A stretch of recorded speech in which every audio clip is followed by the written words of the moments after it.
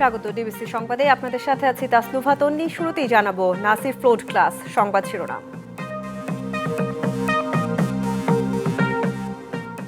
ছাত্র জনতার অভ্যুত্থানের বছরে সুইস ব্যাংকে বাংলাদেশিদের আমানত বেড়েছে 23 গুণ, 12 মাসে জমেছে 8,000 কোটি টাকা।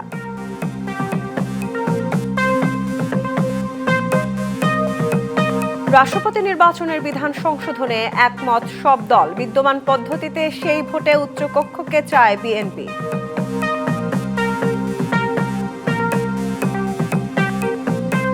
ভোটের প্রচারে পোস্টার থাকছে না, আচরণবিধির খসড়া চূড়ান্ত, সরকারি নির্দেশনা পেলে নির্বাচনী দায়িত্ব পালনে প্রস্তুত সেনাবাহিনী।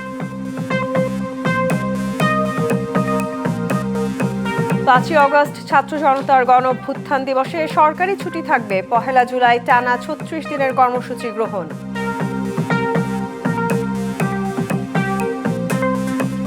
তেহরানে ঝুঁকিতে থাকা 100 বাংলাদেশিকে নিরাপদে সরিয়ে নেওয়া হচ্ছে। করাচি, দুবাই হয়ে ফিরবেন ঢাকায়। পাকিস্তান দূতাবাসের কাছে তালিকা।